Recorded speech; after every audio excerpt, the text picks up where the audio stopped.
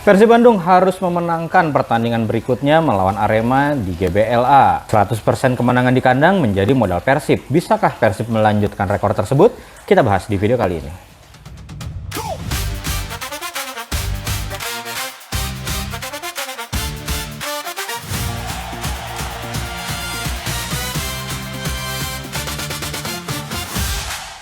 Terpangkasnya selisih poin antara Persib Bandung dengan Borneo FC menjadi 2 poin, membuat Persib sama sekali tidak boleh lagi seri atau bahkan kalah.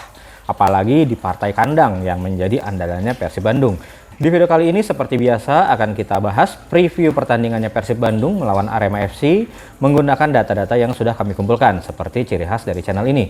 Kalau menurut teman-teman analisa biodata seperti ini adalah video yang bermanfaat, boleh di-subscribe agar channel ini semakin berkembang. Terima kasih. Oke, seperti biasa kita mulai dari mengintip hasil dari lawannya Persib di putaran kedua. Dalam hal ini Arema ya. Jadi di putaran kedua ini Arema sudah melakukan 11 pertandingan. Hasilnya bisa dibilang ya tidak terlalu bagus, tidak terlalu jelek juga. Arema mendapatkan 5 kemenangan, 2 hasil seri dan juga 4 kekalahan. Yang menarik adalah bagaimana ketika Arema menang selalu dalam keadaan clean sheet gitu ya. Jadi ini juga menunjukkan bagaimana kualitas pertahanan dari Arema. Jadi di putaran kedua ini Arema mendapatkan 17 poin, mencetak 17 gol dan kebobolan 14 gol. Kalau kita ranking nih selama putaran kedua, Persib ada di peringkat 1 ya dengan 27 poin dari 11 pertandingan, sedangkan Arema FC ada di peringkat ke-7. Jadi bisa dibilang Arema ini di tengah-tengah lah ya gitu. Jadi lawan yang kuat banget enggak, tapi lawan yang mudah banget juga enggak gitu. Jika kita lihat hasil per pertandingannya Arema di putaran kedua, memang bisa dibilang naik turun gitu ya. Sempat kalah di putaran 18, Arema lalu mendapatkan 3 winning streak. Tapi setelah itu 5 pertandingan berikutnya tanpa kemenangan sama sekali, sampai akhirnya di 2 pertandingan terakhir, akhirnya mereka berhasil mendapatkan kemenangan. Secara nilai performance, XG min XGA pun sebenarnya lebih banyak Arema itu yang minus. Artinya selama pertandingan tersebut, kualitas peluang dari lawan itu banyak yang lebih bagus ketimbang dari Arema FC. Nah, jadi ini bisa kelihatan ya, memang Arema di putaran kedua ini bisa dibilang inkonsisten juga nih, karena ada masa di mana mereka itu winning streak gitu ya, ada masa di mana mereka malah nggak bisa mendapatkan kemenangan sama sekali. Kalau kita bandingkan antara putaran 1 dan putaran kedua, terlihat yang cukup mencolok adalah bagaimana pertahanan Arema jauh lebih bagusnya di putaran kedua. Di putaran pertama dari 17 pertandingan Arema kebobolan 23 gol gitu ya. Sedangkan di putaran kedua dari 11 pertandingan Arema kebobolan 14 gol. Ada beberapa faktor nih yang membuat lini pertahanannya Arema meningkat nih, walaupun meningkatnya nggak terlalu signifikan sebenarnya ya, nanti akan kita bahas. Karena kalau kita lihat lebih detail, memang dibandingkan putaran pertama, parameter pertahanannya Arema itu meningkat, mulai dari jumlah kebobolan per match-nya itu menurun, XGA per match-nya menurun, berarti secara performa memang lini pertahanan Arema membaik nih di putaran kedua ini gitu. Memang itu berpengaruh terhadap penyerangannya ya, bagaimana XG per match-nya itu turun sebenarnya, tapi secara jumlah golnya malah sedikit naik. Nah, itu juga dipengaruhi oleh penambahan pemain Arema di sisi serangan gitu ya, yang memang menambahkan pemain-pemain yang berbahaya seperti Gabriel Silva atau Gabi dan juga Joel Vinicius. Pertahanan Arema di putaran kedua ini memang bisa dibilang meningkat. Pertama dipengaruhi oleh perubahan formasi dari Arema. Di putaran kedua ini Arema banyak memainkan formasi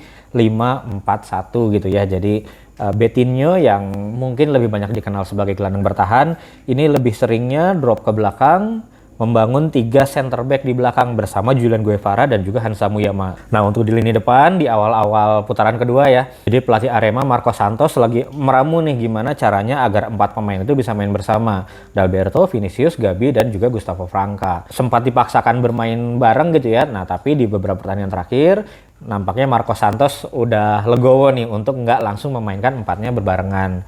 Nah, udah mulai ketemu komposisinya, jadi yang pasti main biasanya adalah Gabi di sayap kanan gitu ya. Franca, Vinicius dan juga Dalberto ini bergantian. Di pertandingan terakhir, Gustavo Franca sebagai penyerang sayap kiri dan di tengahnya Vinicius. Dalberto-nya menjadi cadangan.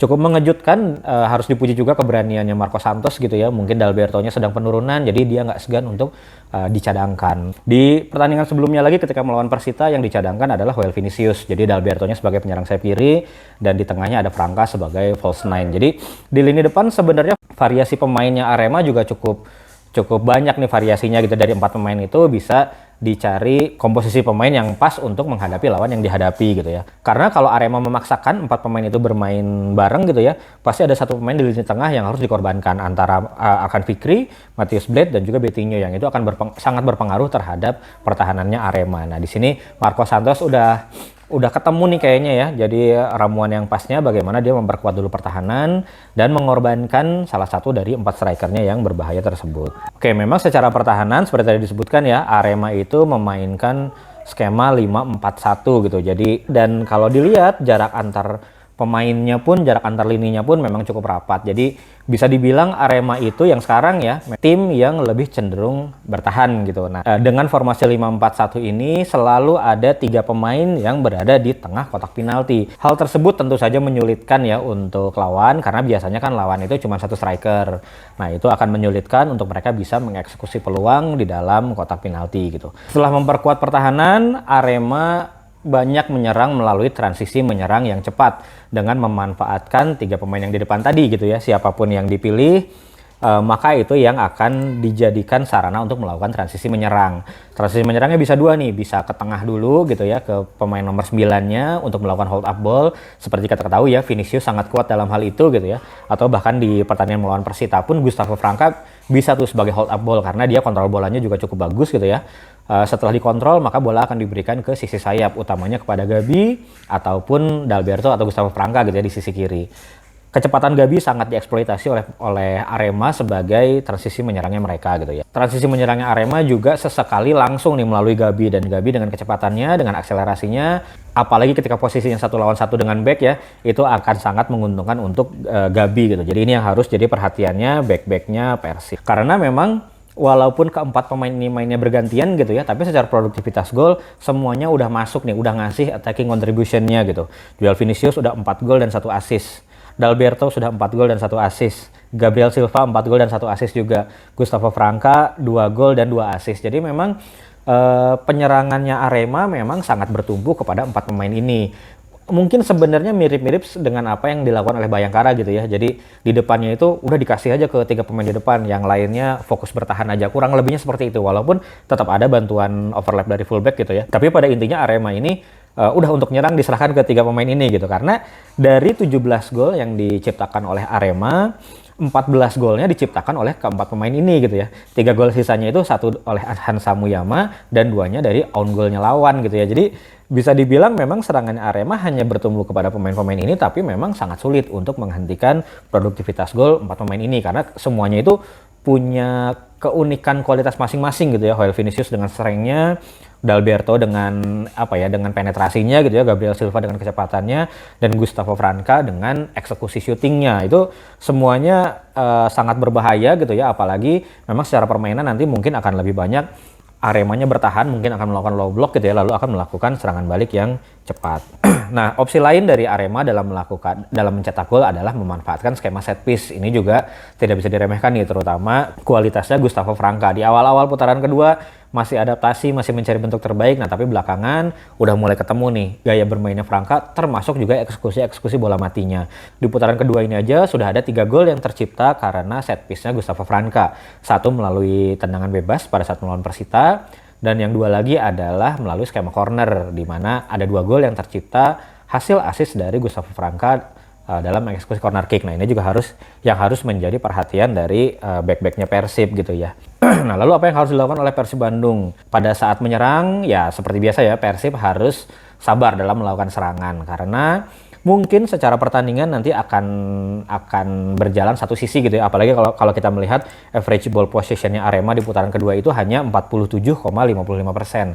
Artinya memang Arema lebih banyak memberikan possession kepada lawan. Di sisi lain, Persib justru lebih unggul secara ball possession, karena di putaran kedua ini Persib Bandung rata-rata penguasaan bolanya adalah 54,18. Jadi kalau sebagai gambaran ya, nanti mungkin pertandingannya akan seperti apa, Persib lebih akan dominan memegang bola, mengurung pertahanan lawan gitu ya, Aremanya melakukan low block. Nah, tinggal gimana nih penyerangannya Persib dalam membongkar low block tersebut gitu ya, karena harus ada pergerakan tanpa bolanya pemain gitu ya, yang drop ke tengah, mancing back lawan untuk meninggalkan posisinya gitu ya. Terus juga serangan-serangan ke sisi half space gitu ya, kombinasi-kombinasi umpan juga, overload sisi gitu ya. Third man run-nya juga itu harus jalan. Kalau Persib yang terlalu statis akan sangat sulit membongkar pertahanannya Arema. Melawan Dewa udah kelihatan ya, walaupun Persib sangat mendominasi, shot on targetnya cuma 4. Nah ini juga harus jadi perhatiannya Bojan Hodak, bagaimana melakukan kombinasi serangan yang bisa membongkar pertahanan low blocknya lawan. Kalau dari sisi pertahanannya seperti apa, ya jelas harus hati-hati dengan transisi menyerangnya Arema FC gitu ya, terutama kecepatannya Gabi, penetrasinya Gabi yang sudah pernah menghukum Persija dan kemarin terakhir menghukum Persis Solo gitu ya.